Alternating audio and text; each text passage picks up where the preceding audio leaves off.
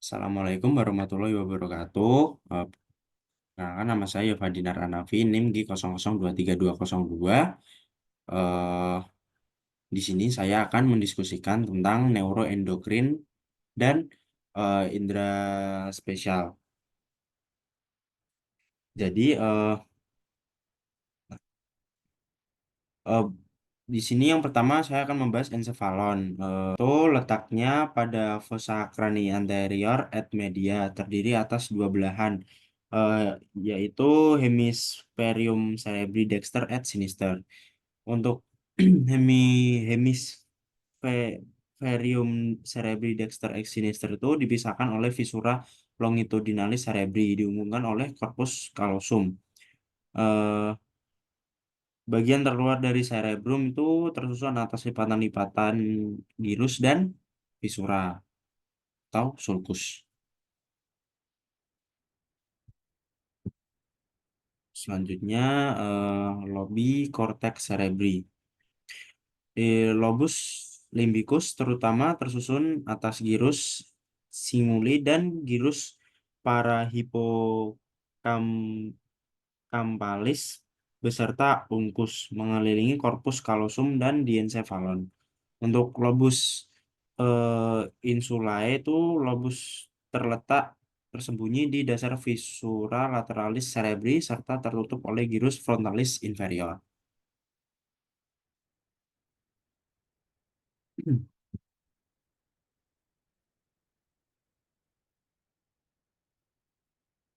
Selanjutnya sulcus et visura. Sulcus itu adalah bagian cekungan yang memisahkan lobus-lobus tadi. Eh, yang perlu kita fokuskan itu ada empat, yaitu sulcus centralis, sulcus lateralis cerebri Sylvii atau visura Sylvii, sulcus parieto occipitalis, dan sulcus calcarina.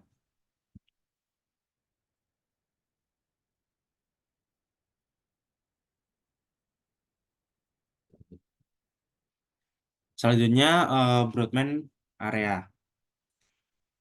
Masing-masing dari Brodmann area ini memainkan peran kunci dalam fungsi-fungsi otak yang kompleks dan terintegrasi, memungkinkan pemrosesan dan respon yang efisien terhadap berbagai jenis informasi sensorik dan kognitif. Eh, Kita bisa lihat di sini pada Brodmann area 312 itu terletak pada gyrus postcentralis. Fungsinya korteks somatosensorik primer menerima aferen sensorik dari reseptor somatik dan proprioceptif di seluruh tubuh. Berperan dalam persepsi sensorik, sentuhan, tekanan, temperatur, dan propriosepsi.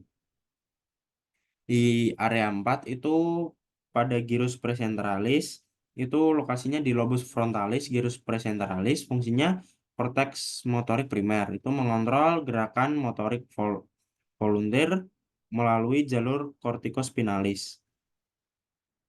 Di area 5 dan 7 itu pada lobus parietalis superior. Lokasinya di lobus parietalis superior, fungsinya korteks asosiatif sensoris, terlibat dalam integrasi multisensoris, terutama dalam pengolahan informasi spesial dan gerakan. Di area 6 itu premotor cortex dan supplementary motor area. Fungsinya korteks premotor dan area motorik tambahan. Penting untuk perencanaan gerakan, koordinasi motorik, dan kesiapan motorik. Di area 17 itu pada primary visual cortex, lokasinya di lobus occipitalis sekitar sulcus calcarina. Fungsinya untuk fungsinya korteks visual primer menerima informasi visual dan retina melalui jalur genikulokalkarina, penting untuk persepsi visual dasar. Lalu ada area 18 dan 19 itu secondary visual association cortex. Lokasinya pada lobus occipitalis di sekitar area 17. Fungsinya untuk cortex associative visual menginterpretasikan dan memproses informasi visual kompleks seperti warna, bentuk, dan gerakan. Selanjutnya area 39, 40, dan 22 itu vertical area. Lokasinya di lobus temporalis superior, superior posterior, gyrus angularis, gyrus supramarginalis. Fungsinya pemahaman bahasa penting dalam pemrosesan dan interpretasi bahasa lisan dan tulisan. Di area 44 dan 45 atau brokas area itu lokasinya di lobus frontalis inferior. Fungsinya memproduksi bahasa, terlibat dalam pemrosesan bahasa lisan dan tulis, serta kontrol aspek motorik dari bicara. Lalu di area 41, 41, 42 itu primary auditory cortex. Lokasinya di gyrus temporalis superior, terutama di bagian medial dari Hess gyrus di dalam lobus temporalis. Itu fungsinya cortex auditory primer. Area ini menerima input sensorik pendengaran lalu dari talamus melalui corpus geniculatum medial. Area 41 ini bertanggung jawab untuk pemrosesan awal dan persepsi dasar suara termasuk intensitas frekuensi dan lokasi suara. Di area 43 atau primary gustatory cortex, lokasi berada di insula dan parainsular cortex dekat dengan operculum parietal dari lobus parietalis. Fungsinya untuk cortex gustatorik primer. Area ini berperan dalam menerima dan memproses informasi rasa yang berasal dari reseptor gustatorik di lidah.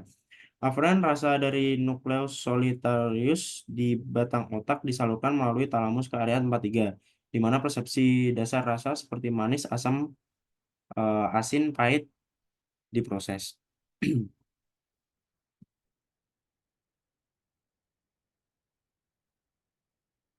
Selanjutnya, traktus piramidalis. Traktus piramidalis ini adalah jalur saraf penting dalam sistem saraf pusat yang bertanggung jawab untuk kontrol gerakan motorik sukarela. Jalur ini terutama terdiri dari akson yang menghubungkan korteks motorik di otak dengan neuron motorik di medula spinalis. Jaraknya dari area motorik primer dan sekunder yang berjalan menuju medula spinalis dan berakhir di kornu anterior medula spinalis. Saat melewati dekusasio piramidalis, terdapat serabut yang menyilang ke arah kontralateral, yaitu traktus corticospinalis lateralis.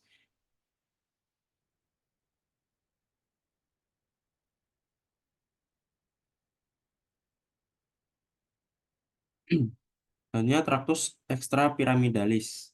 Itu berfungsi sebagai pengendali aktivitas motorik yang dicetuskan oleh korteks motorik cerebri dan traktus piramidalis. Oh, menunjang fungsi traktus piramidalis, traktus ekstrapiramidalis terdiri dari traktus vestibulospinalis sebagai keseimbangan dan tonus otot, traktus reticospinalis ventrolateral berasal dari pons, traktus reticospinalis lateralis berasal dari medula oblongata, traktus reticulospinalis ventrolateral.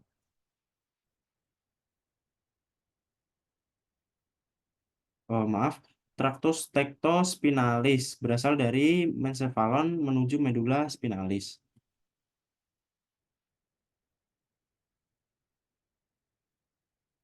Selanjutnya encephalon.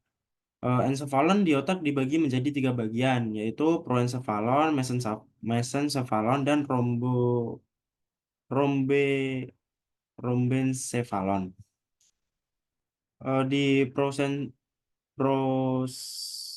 prosencephalon terdiri dari mesens, telencephalon dan diencephalon. Di rombencephalon terdiri cerebellum, pons, medulla oblongata.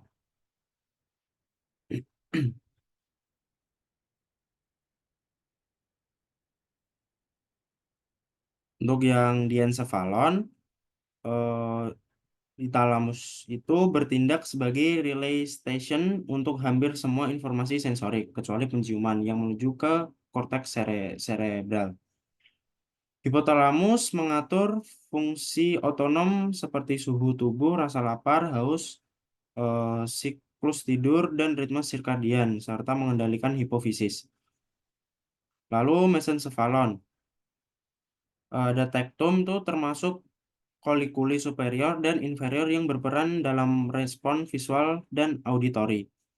Lalu ada tegmentum, itu mengandung berbagai nukleus dan jalur saraf penting yang terlibat dalam kontrol motorik dan homeostasis.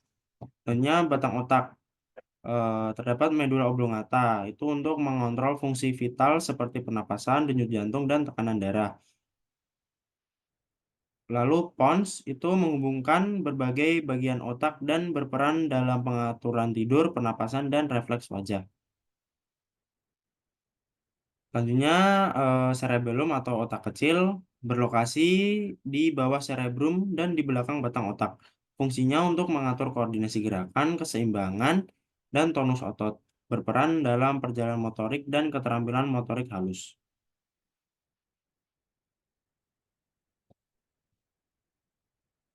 Lanjut ke medula spinalis. Perbedaan dari medula oblongata dan medula spinalis itu, kalau medula oblongata masih belum keluar dari kranium, kalau medula spinalis sudah keluar. Di medula spinalis ini seperti apa integrated center of CNS untuk transmisi sinyal antar otak dan tubuh. Medula spinalis berlekatan di dalam canalis vertebralis pada kolumna vertebralis. Nanti akan dibagi menjadi 31 segmen, yaitu 8 servikal, 12 toraks, 5 lumbal, 5 sakral, dan 1 coccygeus.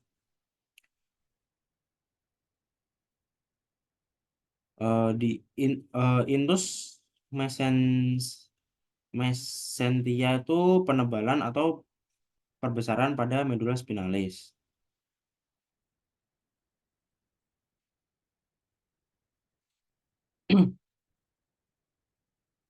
Eh, Struktur eksternal dari medula spinalis ini ada visura mediana posterior, sulcus mediana posterior, eh, sulcus anterolateralis itu tempat keluarnya radix anterior, radix efferent, radix motorik.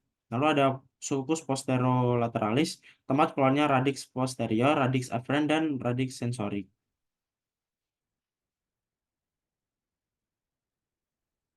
Struktur internal dari medula spinalis itu ada substansia alba.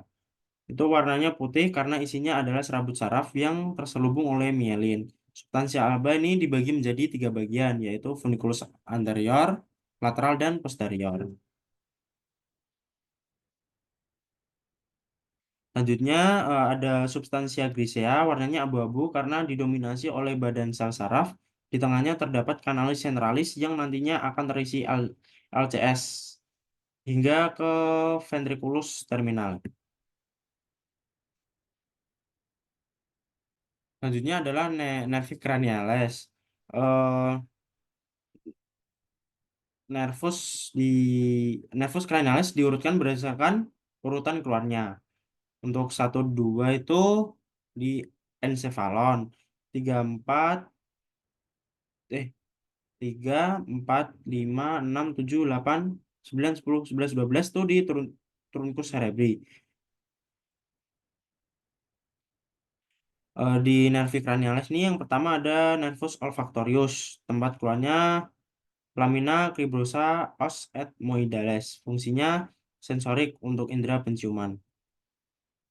Yang kedua ada nervus opticus, tempat keluarnya di canalis opticus, fungsinya sensorik untuk penglihatan. Selanjutnya ada nervus oculomotorius, tempat keluarnya di visura orbitalis superior, fungsinya motorik untuk sebagian besar otot mata. Lalu ada nervus trochealis, itu tempat keluarnya di visura orbitalis superior, fungsinya motorik untuk otot oblik superior. Itu untuk menggerakkan mata ke bawah dan keluar. Selanjutnya nervus trigeminus. Salurannya nervus nervus ophthalmicus itu di visura orbitalis superior. nervus maxillaris di foramen rotundum, nervus mandibularis di foramen ovale. Fungsinya sensorik untuk wajah, sinus, dan gigi. Motoriknya untuk otot mastikasi. Ini ada nervus abducens, itu tempat lakukan di visura orbitalis superior. Fungsi motoriknya untuk otot rectus lateralis, memungkinkan gerakan mata ke samping atau ab- abduksi. Selanjutnya nervus facialis, tempat keluarnya di foramen stylomastoideum. Fungsinya motorik Fungsi motoriknya untuk otot ekspresi wajah, serat parasimpatik untuk kelenjar lakrimal dan kelenjar liur. Sensoriknya untuk indera rasa pada 2/3 anterior lidah. Ini ada nervus vestibulocochlearis, itu tempat keluarnya di meatus acousticus internus. Fungsi sensoriknya untuk pendengaran dan keseimbangan. Ini ada nervus glossopharyngeus, tempat keluarnya pada foramen jugulare. Fungsi sensoriknya untuk indera rasa pada sepertiga posterior lidah, motoriknya untuk otot faring tertentu. Untuk serat parasimpatiknya untuk kelenjar parotis. Selanjutnya ada nervus vagus, tempat keluarnya pada foramen jugulare. Fungsinya mengontrol fungsi otonom dari organ-organ dalam toraks dan abdomen, serta rasa dan sensasi faring dan laring. Selanjutnya ada nervus accessorius, tempat keluarnya pada foramen jugulare. Fungsinya, Fungsi motoriknya untuk otot sternocleidomastoid dan trapezius, menggerakkan leher dan bahu. Dan selanjutnya ada nervus hypoglossus, tempat keluarnya di kanalis nervi hipoglossi. Fungsi motoriknya untuk otot-otot lidah yang penting untuk berbicara, mengunyah, dan menelan.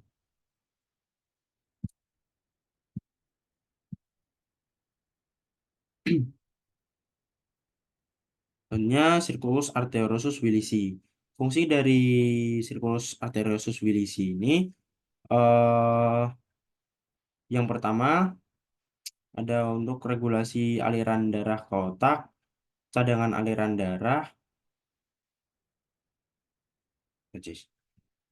Untuk regulasi aliran darah ke otak tuh memastikan suplai darah yang adekuat ke semua bagian otak. Distribusi darah dapat disesuaikan sesuai kebutuhan metabolik jaringan otak. Lalu cadangan aliran darah ini menyediakan jalur alternatif untuk aliran darah jika ada penyumbatan atau penurunan aliran darah pada salah satu arteri utama. Hal ini mengurangi risiko iskemia otak dan stroke. Komponen penting pada sirkulus arterius Willisi meliputi arteria cerebri anterior berasal dari arteri carotis interna. Di arteria cerebri anterior ini dihubungkan oleh arteri communicans anterior. Lalu ada arteria carotis interna memberikan kontribusi pembentukan eh, pembentukan arteria cerebri anterior dan arteria cerebri media. Di arteria cerebri media ini meskipun bukan bagian langsung dari circulus arterius Willisi, eh, MCA ini berperan penting dalam suplai darah ke otak. Selanjutnya, arteria communicans posterior itu menghubungkan arteri carotis interna dengan arteri cerebri posterior. Selanjutnya, arteria basilaris dibentuk oleh penggabungan arteri vertebralis kanan dan kiri. Arteri basilaris berkontribusi pada pembentukan PCA, optic pathway. Ada aqueous humor yang dihasilkan oleh prosesus ciliaris. Aqueous humor dikeluarkan menuju kamera okuli posterior menuju kamera okuli anterior dan didrainase ke sinus venosus sclera. Aqueous humor berperan dalam intraocular pressure. Eh, vitreous humor Vitreous humor berada di corpus vitreous. Pada corpus vitreous ini terdapat kanalis hyaloid yang merupakan sisa dari arteri hyaloid yang merupakan pembuluh darah embrional untuk vaskularisasi lensa. Perjalanan cahaya eh, pada retina ini adalah akses masuk tutup mata kita, terdiri dari dua jenis fotoreseptor dan sel konus dan basilar yang merupakan neuron yang mendeteksi cahaya sel basilar. Sel basilar terletak di perifer retina kita. Mereka memproses eh, tingkat cahaya rendah dan gerakan. Sel konus terutama di pusat retina kita, membedakan warna dan detail. Di sini juga terdapat nervus opticus, itu akan mengirimkan informasi visual dari retina ke otak. Lalu chiasma opticum. Chiasma opticum ini seperti persimpangan. Ini adalah tempat di mana saraf silang memungkinkan primary cortex mendapatkan informasi dari kedua mata, seperti persimpangan yang sibuk. Ini adalah tempat di mana informasi visual disortir dan dibagi menjadi bagian-bagian komponen untuk pengolahan lebih lanjut. Lapangan lapangan pandang kiri diproses oleh sisi kanan, eh, vice versa bergerak sepanjang traktus opticus menuju talamus.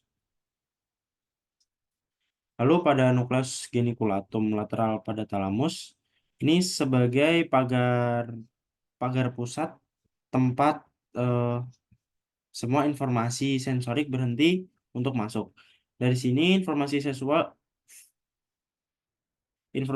visual diorganisir dari retina dan dikirim ke korteks primer.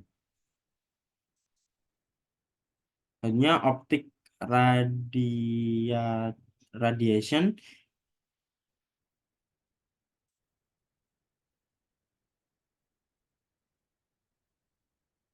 itu radiasi optik atau serat saraf yang mengirim informasi ke visual cortex. Untuk visual cortex ini tempat di mana gambar yang diterima dari retina mulai diproses. Visual cortex memiliki 6 lapisan dan merupakan awal dari proses otak dalam dalam menafsirkan dan mengenali apa yang Anda lihat.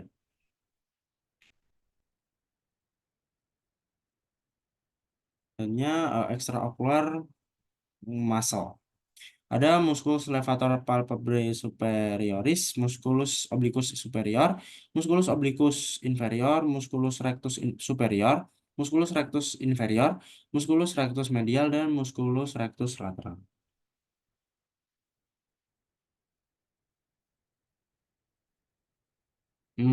Pada musculus levator palpebrae superior itu diinervasi oleh nervus 3 dan fungsinya untuk mengangkat palpebrae superior. Untuk musculus obliquus superior diinervasi oleh maaf, oleh nervus 4, fungsinya untuk gerakan abduksi, depresi, dan rotasi medial. Lalu obliquus inferior diinervasi oleh nervus 3 itu untuk gerakan abduksi, elevasi, rotasi lateral. Lalu musculus rectus superior itu diinervasi nervus 3 juga, fungsinya untuk abduksi, elevasi, dan rotasi medial. Untuk musculus rectus inferior diinervasi oleh nervus 3, fungsinya untuk abduksi, depresi, dan rotasi lateral.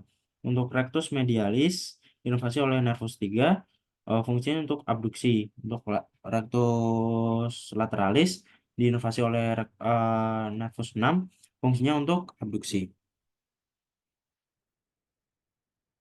Nervosum autonomicum. Perbedaan simpatis dan parasimpatisnya itu efek fisiologis, distribusi, lokasi preganglionik, panjang akson, dan neurotransmitter.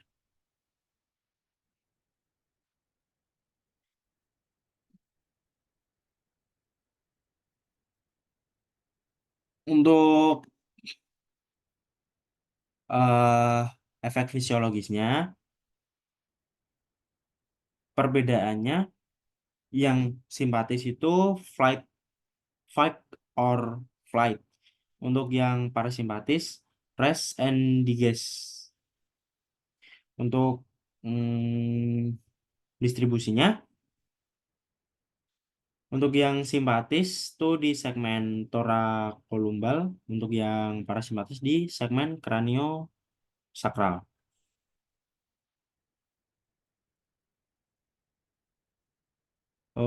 Untuk yang simpatis, distribusinya di kulit, kelenjar keringat, musculus erector pili, jaringan adiposa, otot polos, pembuluh darah. Untuk parasimpatis, terbatas pada kepala dan organ dalam dada, perut, dan panggul, dan beberapa pembuluh darah. Untuk lokasi preganglioniknya, eh, pada simpatiknya cornulateralis atau nucleus intermediolaterales cornulateralis medulla spinalis. Segmen medulla spinalis segmen T1 sampai L2. Kemudian menuju ganglia truncus sympathicus atau ganglion prevertebralis. Untuk parasimpatis, nukleus saraf kranial 3, 7, 9, dan 10, dan substansia grisea medulla spinalis segmen S2 sampai 4 menuju ke ganglion terminalis. Untuk panjang aksonnya, untuk yang simpatis, neuron preganglionik memiliki akson pendek dan neuron postganglionik aksonnya panjang. Untuk parasimpatis, neuron preganglionik memiliki akson panjang dan postganglionik aksonnya pendek. Untuk neurotransmitter, untuk yang simpatis, neuron preganglionik melepaskan asetilkolin, sedangkan neuron postganglionik melepaskan norepinefrin. Norepinefrin. Untuk parasimpatis, preganglion, preganglionik dan postganglionik melepaskan asetilkolin. Selanjutnya, cranial nerve modality. Ada G, GVA, SVA,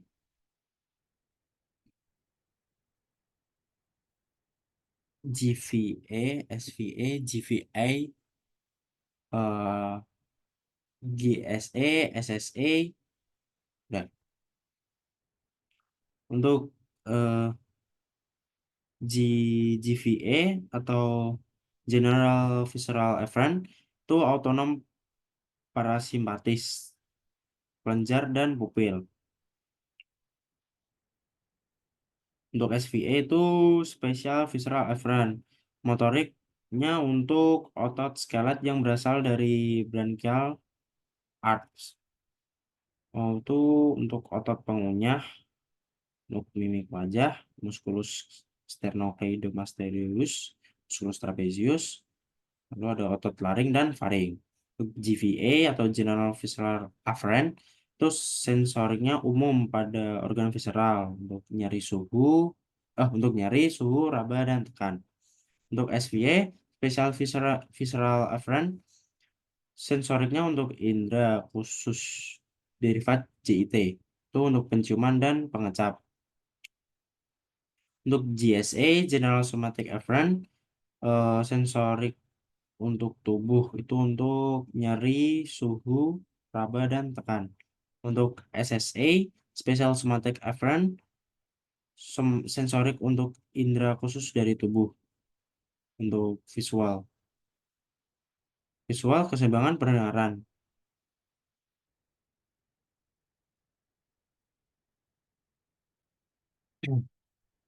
Di sini pada nervus olfactorius itu modalitasnya di SVA, nervus opticus di SSA, nervus oculomotorius di GSA dan GVA, nervus trochlearis di GSA, nervus trigeminus di SVA dan GSA, nervus abducens di GSA, nervus facialis di GVA, SVA, S, SVI, SVA, dan GSA.